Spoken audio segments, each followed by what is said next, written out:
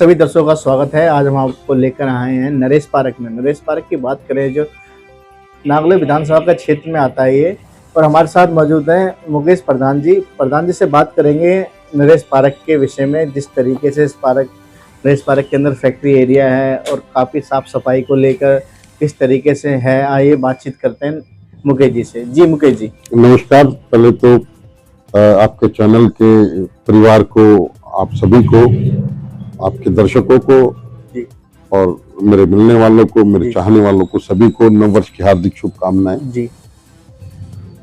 और आपके चैनल के माध्यम से मैं संदेश देना चाहूंगा जी कि आने वाला वर्ष 2026 जो अभी शुरू हो गया है जी, ये पूरे भारतवर्ष के लिए, पूरे देशवासियों के लिए, समस्त जीव जंतु प्राणियों के लिए जी जी, बहुत अच्छा वर्ष साबित हो, सबके घर में खुशियां समृद्धि लाए, ऐसी मेरी शुभकामनाएं समस्त देशवासियों को और आपके सभी दर्शकों को। जी बात करें जिस तरीके से नरेश पार्क में हम बैठे हैं, गलियों को लेकर, आसपास जितनी गंदगी है उसको लेकर क्या कहना चाहेंगे? जो आसपास के जो आपके व्यापारी आते होंगे डीलिंग करने के लिए, उनको काफी परेशानी का सामना करना पड़ता होगा, क्या कहना चाहेंगे? देखिए, मैं मानता हूं अभी फिलहाल क्योंकि तो पीछे थोड़ी सी नालियां हमारी गड़बड़ा गई थी और उसमें बाहर के जो पीडब्ल्यूडी का जो मेन रोड का जो नाला है जी, उसकी निकासी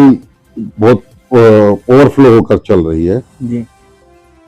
अभी पीछे जो इंसाफ था जी, सरकार आपके द्वार का एक कार्यक्रम चल रहा था जिसमें खुद माननीय मंत्री जी प्रवेश साहब सिंह वर्मा जी आए थे। हाँ, सरकार आपके द्वार जी कार्यक्रम के माध्यम से आपके बीच में थे। जी उन्होंने इस निगमगढ़ रोड को पूरी तरह से बनाने का जी और दोनों तरफ नाले बनाने का जी आदेश पीडब्ल्यूडी को दिया है। जी, क्योंकि अभी ग्रेड 4 और 3 लगे हुए हैं जी तो अभी फिलहाल कंस्ट्रक्शन का काम हर तरीके का, चाहे वो सरकारी हो या प्राइवेट, जी, सभी बंद है।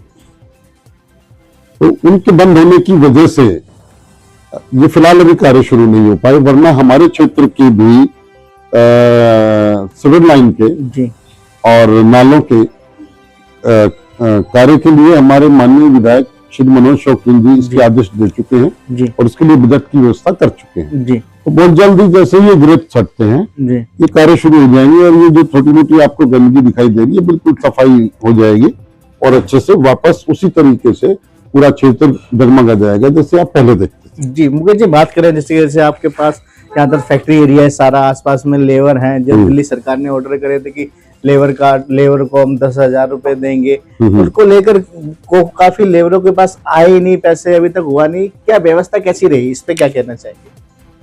देखिए, वो जो कंस्ट्रक्शन का काम करने वाली जो मिस्त्री और मजदूर थे जी, उनके लिए घोषणा की गई थी, जिन्होंने सरकार के माध्यम से जो उनका पोर्टल है उस पर अपने आप को रजिस्टर्ड कराया है जी, वो पैसा उनका मिल जाएगा। क्योंकि पहले भी ऐसा होता रहा है, वो पैसा आ जाता है।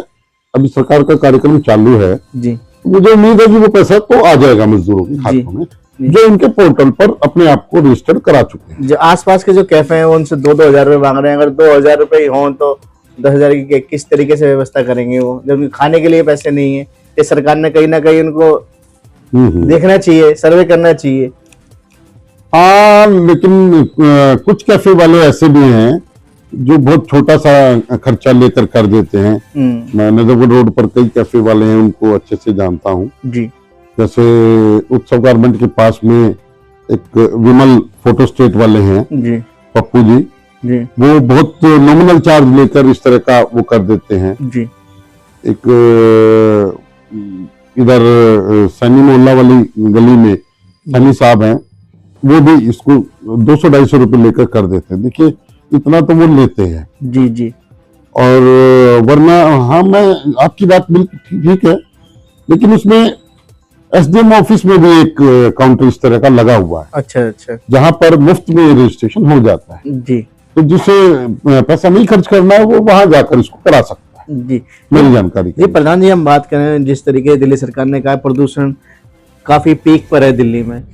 हर जो नॉर्मल आदमी है कम से कम 10 सिगरेट पी रहा है, बाहर जा रहा है, जो स्मोक नहीं करता है। तो आपका फैक्ट्री एरिया किस तरीके से प्रदूषण को लेकर आप अब अभियान चलाते हैं, किस तरीके सरकार को लेकर आसपास के किस तरीके का व्यवस्था रखते हैं? देखिए, अभी सरकार के द्वारा एक हमारे पूरे क्षेत्र का जी एक सर्वे भी कराया गया और उसमें जो छोटी मोटी कमियां जो फैक्ट्रियां कर रही थी, सरकार के साथ हम भी उस सर्वे में शामिल हुए जी और उनको या तो वो इंस्ट्रूमेंट लगवाया गया या उसका वो कार्य बंद कराया गया। जी जी और आज देखिए प्रदूषण काबू में है जी सरकार के प्रयासों से। जी सरकार की गाड़ियां भी यहाँ पानी छिड़कने भी आती हैं जी जी और कूड़ा उठाने वाली गाड़ियां भी रेगुलर अब आ रही है। जी एक वो ऑटोमेटिक जो मशीन है जो सड़क को साफ करती है और कूड़ा उठाती है, जी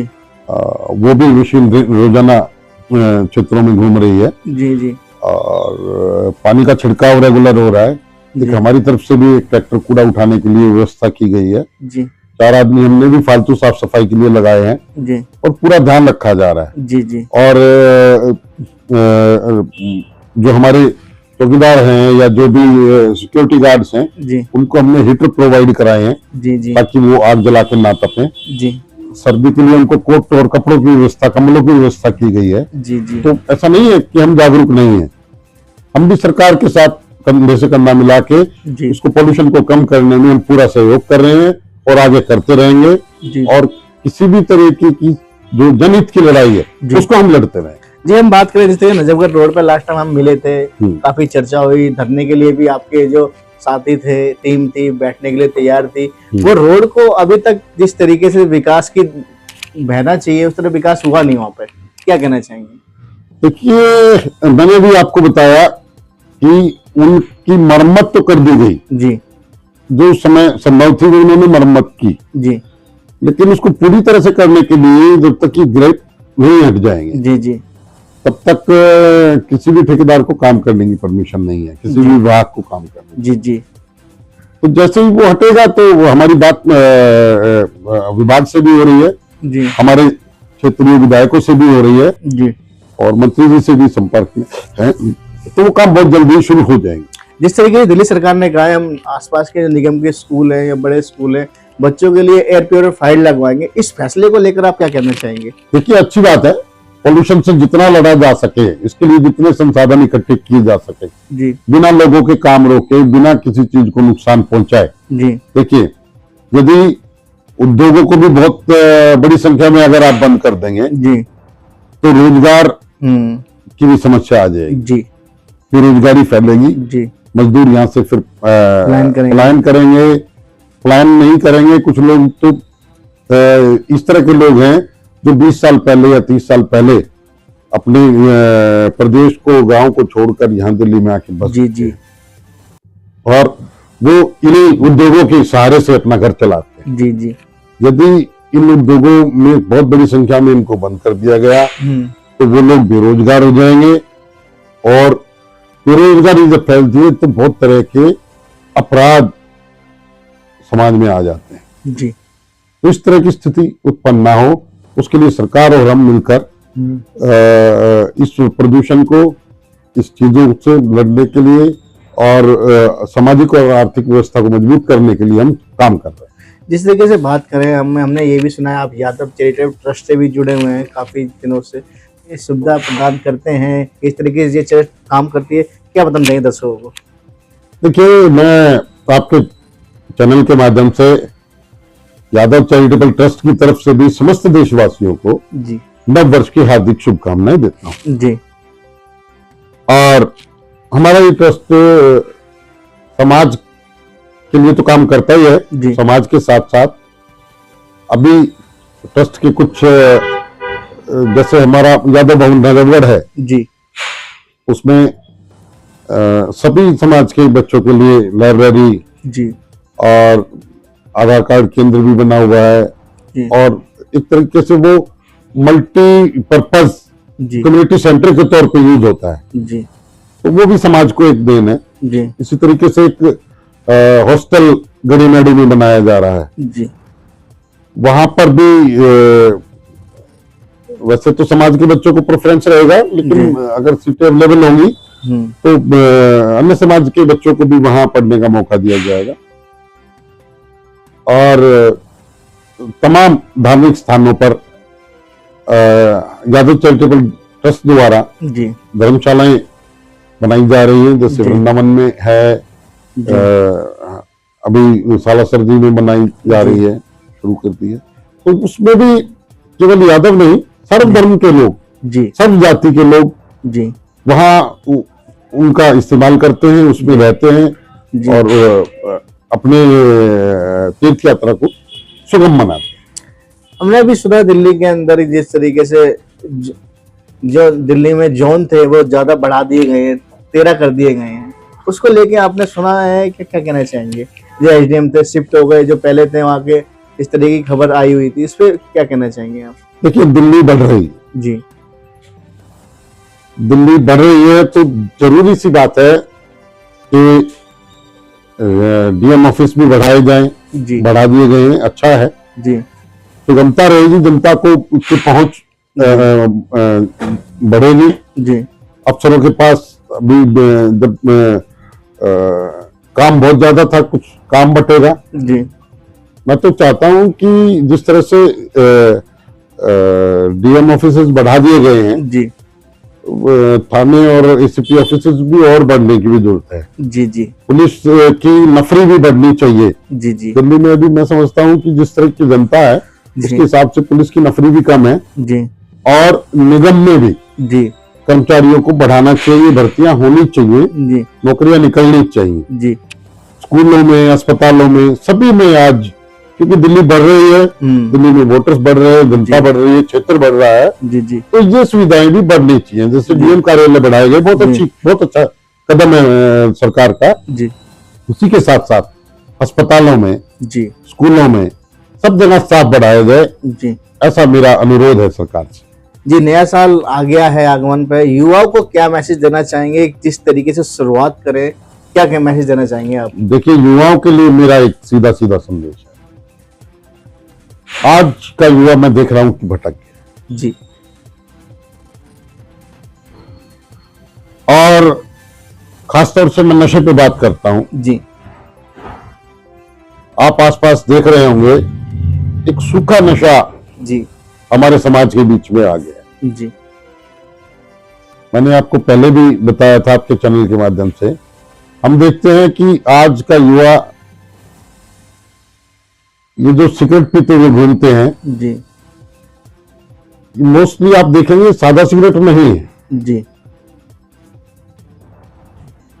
ये सुल्फा, गांजा, चरस, अफीम, इन सब नशों की गिरफ्त में आज का युवा है। जी मेरा तो देखिए, हालांकि हमारे जो विधायक हैं माननीय श्री मनोज शौकीन जी, जी वो ड्राइव चलाते हैं। हाँ, वो काफी बदल आते हैं। हफ्ते 10 दिन में, 15 दिन में एक दिन ड्राइव रखते हैं, और वो कहीं पर भी धमक जाते हैं हाँ जी इस नशे को रोकने के लिए। उसके लिए मैं उनको बधाई संदेश देता हूँ, जी जी शुभकामनाएं देता हूँ। लेकिन एक सुचारू अभियान चलाकर इसको किसी तरह से रोका जाए, जी वरना ये जो आने वाली नस्लें, अच्छे अच्छे घरों के बच्चे, जी जो स्कूल जाने वाले बच्चे, कॉलेज जाने वाले बच्चे हैं, वो आज इसकी गिरफ्त में आ गए। तो मेरा युवाओं को संदेश है, इससे बच के रहें। जी बहुत से युवाओं को ये कहकर नशे में डाल दिया जाता है कि आपकी पढ़ाई अच्छे से होगी, जी आप इसके 2 कश ले लो, आपको नींद नहीं आएगी, आप तैयारी अच्छे से कर पाओगे। जी ये सब गलत है, ये आपको बरगलाने वाली, आपको गलत रास्ते दिखाने वाली चीजें हैं। जी तो मेरा आपको सीधा सीधा संदेश है, अपने माँ बापों का कहना माने, बड़ों का आदर करें, और इस तरह के नशे से, फालतू की चीजों से बच के रहें, फिजूल खर्चियां ना करें, अपने आप को पढ़ाई में और अपने जीवन को संवारने में अपना समय लगाएं, अपने माँ बाप की कमाई को अच्छी जगह लगाएं, अच्छे से इस्तेमाल करें, उसका गलत इस्तेमाल ना करें। ये मेरा युवाओं को आज सब। जी पता नहीं, हम बात करें, शीत लहर चल रही है, ठंड काफी बढ़ गई है, जो रोडों पे जो लावारिस लोग होते हैं, जो सोते हैं, उनके लिए जो गर्म कंबल या कपड़ों का इंतजाम करते हैं, उनके लिए, संस्थाओं के लिए या दिल्ली सरकार के लिए क्या मैसेज देना चाहेंगे? देखिए, जो संस्थाएं काम कर रही हैं इस विषय पर, मैं बहुत सारी संस्थाओं से जुड़ा भी हूँ जी। और मैं उनको भी धन्यवाद और बधाई देता हूँ कि इस कार्य में जुड़े हैं। हालांकि दिल्ली सरकार ने भी जगह जगह रेन बसेरों की व्यवस्था की है जी। उसके साथ साथ हमारी कई सारी संस्थाएं हैं जी, जो कि आप जगह जगह देखते हो नेकी की दीवार करके दीवार, हाँ जी जी, और वहाँ कम्बल कोट वगैरह सब चीजें रखी रहती हैं। जी, बल्कि एक आध जगह तो वहाँ उन्होंने आदमी भी बिठा रखे हैं जो तरीके से उनको डिस्ट्रीब्यूट भी करते हैं जी। मैं बधाई देता हूँ उनको। साथ ही मैं आपके इस चैनल के माध्यम से, हमारी एक सोसाइटी है हरी भरी सोसाइटी जी, जो अभी तक 11,000 पेड़ टोटल लगा चुकी है, जी जी जी, उसकी टीम को भी मैं बधाई देता हूँ कि वो ऐसी सर्दी में, जी, मैं आज सुबह भी देख रहा था, जी, सुबह भी उस टीम के सदस्य अपनी एक वैन, पेड़ों की एम्बुलेंस लेकर जी जी, पेड़ों को पानी दे रहे थे, उनकी चटाई सफाई कर रहे थे। जी, मैं उनको भी नववर्ष की हार्दिक शुभकामनाएं देता हूं और बधाई संदेश देता हूं और उनको धन्यवाद करता हूं जी, कि वो वह काम कर रहे हैं जो आने वाले जीवन में, आने वाले कार्यकाल में दिखाई देगा, अच्छे से दिखाई देगा और उनका काम मुंह से बोलेगा। जी। दिल्ली सरकार की भी नई पहल चली हुई है, अटल कैंटीन योजना, 5 रुपए का खाना, इसको लेकर क्या कहना चाहेंगे? आपके क्या विचार है इस पे? देखिए, 5 रुपए वाला खाना भी ठीक है, अटल कैंटीन भी ठीक है, लेकिन मेरा मानना यह है कि लोगों को अगर रोजगार अच्छे से मुहैया करा दिया जाए जी, और वो 40 का खाना खुद खरीद के खाएं जी, तो 5 वाले खाने से ज्यादा अच्छा रहेगा। जी, जी, जी, मेरा ये मानना है। जी। काफी जगह शिकायत आ रही है कि खाना लेट बनता है, काफी कि लोगों को प्रोवाइड नहीं हो रहा जिस तरीके से ऐड हुई थी, उस तरीके को लेकर काफी सवाल खड़े भी होते हैं दिल्ली सरकार के। देखिए, सारी चीजें इतनी जल्दी से कामयाब नहीं होती जी, और पहले वाली भी जितनी सरकारें आई जी, उन्होंने सबने इस तरह की कोशिश की, अपनी रसोई चलाई, जी, किसी ने मुफ्त भी खाने बांटे हैं, जी, लेकिन जी, बहुत सी संस्थाएं भंडारे भी लगाती हैं, पर बाकी ठीक है, जी, बहुत ठीक है, जरूरतमंदों को खाना मिल रहा है जी, जी, और अगर वो समय से और अच्छे से मिल जाता है जी, तो अच्छा है। कोशिश करनी चाहिए जो लोग इसको चला रहे हैं, जी, कोई ईमानदारी से इसको चलाएं, जी, जी, कोई बुराई नहीं है। ठीक ठीक। जी, कि महिलाओं को लेकर के जो जिस तरीके से पदार्थ काफी बढ़ गई हैं आपके क्षेत्र की बात करें तो, अभी कुछ दिन पहले मेरे पास फोन आया कि यहाँ से नाले से एक लेडीज जा रही थी, आपके यहीं काम करती थी, उसका मोबाइल छीन लिया गया। इसको लेकर ये स्नैचिंग की जो वारदात हैं, इसको लेकर काफी गंभीर सवाल खड़े होते हैं। देखिए, इसके पीछे तो मैं आपको बता चुका हूँ, ये जो अवैध नशा जी, और ये जो सूखा नशा, जी, जी, ये जो चल रहा है, इसको करने वाले युवा, इसको करने वाले लोग, इसको करने वाली जनरेशन जी, काम दाम सब चीजों से परे हो जाती है और वो इसको पाने के लिए किसी भी अवैध काम को करने के लिए तैयार रहते हैं। वो स्नैचिंग भी करेंगे, वो आपको चाकू भी मार देंगे, वो आपका मोबाइल भी छीनेंगे, वो कुछ भी करेंगे। तो उसकी जड़ों में ये नशा है। इस नशे को अगर आप रोक देंगे तो ये सारी वारदातें रुक जाए। तो सभी सरकारें महिलाओं को लेकर बड़ी बड़ी बातें करती है, लेकिन सरकार महिलाओं के लिए जमीन पे जो काम होना चाहिए उस तरह के काम नहीं। जैसे आम आदमी पार्टी थी, उन्होंने महिलाओं के लिए सीसीटीवी कैमरा लगवाए, बोले हम गार्ड भी रखना चाह रहे थे, लेकिन दिल्ली सरकार जब से आई है, ये बीजेपी सरकार, इनके कोई कदम नहीं उठ रहे। 1 साल हो गए जब से महिलाओं के लिए देखा जाए तो। देखिए, वैसे तो इस प्रदेश की सरकार को चला ही महिला रही है, जहां की मुख्यमंत्री महिला हो, जी, वहां की महिलाएं अगर सुरक्षित ना हो तो मैं तो सीधा सीधा मुख्यमंत्री जी को इसके लिए जिम्मेदार ठहराऊंगा जी, कि वो इसकी जिम्मेदारी लें, आगे आए जी, और महिला सुरक्षा के लिए जो अच्छे से अच्छे कार्यक्रम उन्हें चलाएं जी, और महिलाओं बच्चों को सुरक्षा प्रदान करें। ये मेरा उनसे जी आग्रह है। जिस तरीके से आपने देखा, हमने आपको मुकेश प्रधान जी से मिलवाया, ऐसे ही और अनेक नेता और प्रधान से मिलवाते रहेंगे। देखते रहिए हमारा न्यूज़। नमस्कार, धन्यवाद।